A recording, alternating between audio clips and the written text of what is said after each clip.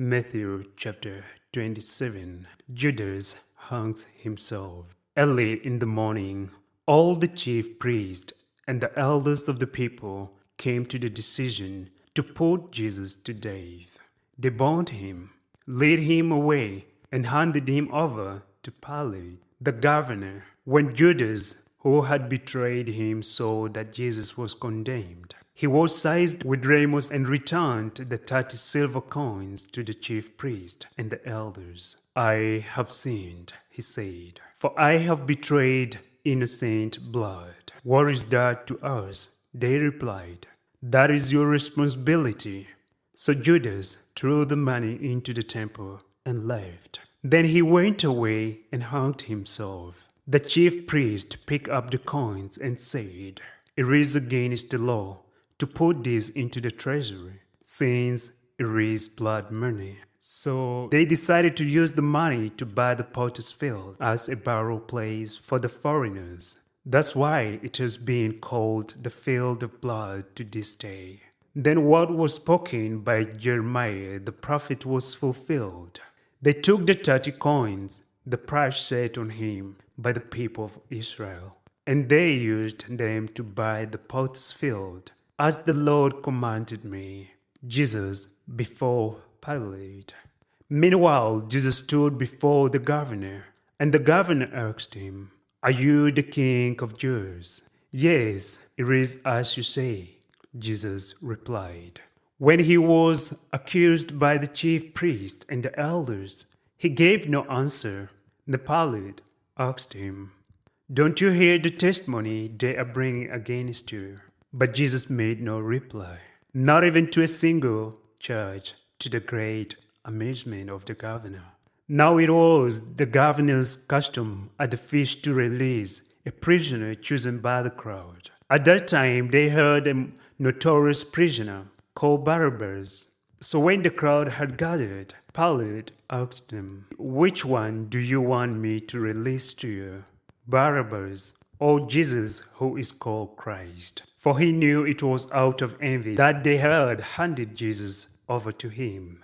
While Pilate was sitting on the judge's seat, his wife sent him this message: "Don't have anything to do with that innocent man, for I have suffered a great deal today in a dream because of him." But the chief priests and the elders persuaded the crowd to ask for Barabbas and to have Jesus executed. "Which of the two do you want me to release to you?" asked the governor. "Barabbas," they answered. "What shall I do then with Jesus, who is called Christ?" Pilate asked. They all answered, "Crucify him." "Why? What crime has he committed?"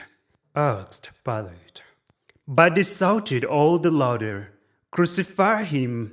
When Pilate saw that he was getting nowhere, but that instead an uproar was starting, he took water and washed his hands in front of the crowd. "I am innocent of this man's blood," he said. "It is your responsibility," all the people answered. "Let his blood be on us and on our children." Then he released Barabbas to them, but he had Jesus flogged and handed him over to be crucified. The soldiers mocked Jesus. Then the governor's soldiers took Jesus into the praetorium and gathered the whole company of soldiers around him. They stripped him and put a scarlet robe on him, and then twisted together a crown of thorns and set it on his head. They put a staff in his right hand and knelt in front of him and mocked him. "Hail, the King of the Jews," they said. They spat on him and took the staff and struck him on the head again and again. After they had mocked him, they took off the robe and put his own clothes on him. They then led him away to crucify him. The crucifixion. As they were going out, they met a man from Cyrene named Simon, and they forced him to carry the cross. They came to a place called Golgotha, which means the place of the skull. They offered Jesus wine to drink, mixed with gall. But after tasting it, he refused to drink it. When they had crucified him, they divided up his clothes by casting lots. And sitting down, they kept watch over him there. Above his head, they placed the written charge against him. This is Jesus, the King of the Jews.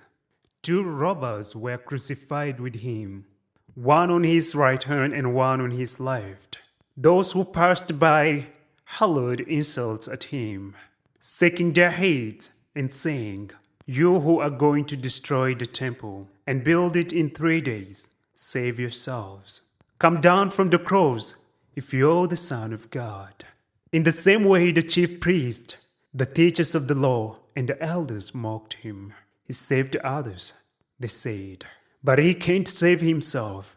He is the King of Israel. Let him come down now from the cross, and we will believe in him. He trusts in God. Let God rescue him now if he wants him. For he said, "I am the Son of God." In the same way, the robbers who were crucified with him also heaped insults on him. The death of Jesus. From the 6th hour until the 9th hour, darkness came over all the land. About the 9th hour, Jesus cried out in a loud voice, "Eloi, Eloi, lama sabachthani," which means, my God, why have you forsaken me?" When some of those standing there heard this, they said, "He is calling Elijah." Immediately one of them ran and got a sponge. He filled it with wine, vinegar, poured it on a stick, and offered it to Jesus to drink. The rest said, "Now leave him alone. Let's see if Elijah comes to save him." And when Jesus had cried out again in a loud voice, he gave up his spirit. At that moment, the curtain of the temple was torn into 2 from the top to the bottom. The earth shook and the rocks split. The tombs broke open, and the bodies of many holy people who had died were raised to life. They came out of the tombs, and after Jesus' resurrection, they went into the holy city and appeared to many people. When the Cethron and those with him who were guiding Jesus saw the earthquake and all that happened, they were terrified and exclaimed, "Surely he was the Son of God." Many women were there, watching from a distance. They had followed Jesus from Galilee to care for his needs. Among them were Mary Magdalene, Mary the mother of James and Joseph, and the mother of Zebedee's sons. The burial of Jesus. As evening approached, there came a rich man from Arimathea, named Joseph, who had himself become a disciple of Jesus. Going to Pilate, he asked for Jesus' body, and Pilate ordered that it be given to him. Joseph took the body, wrapped it in a clean linen cloth, and placed it in his own new tomb that he had cut out of the rock. He rolled the big stone in front of the entrance to the tomb and went away. Mary Magdalene and the other Mary were sitting there opposite the tomb. The guard at the tomb. The next day, the one after preparation day, the chief priest and the Pharisees went to Pilate. "Sir," they said, "we remember that while he was still alive, that deceiver said, 'After 3 days I will rise again.' So give the order for the tomb to be made secure until the 3rd day. Otherwise, his disciples may come and steal the body and tell the people that he has been raised from the dead. This last deception will be worse than the first. Take a guide." Pilate answered, "Go, make the tomb as secure as you know how." So they went and made the tomb secure by putting on a seal on the stone and posting the guard.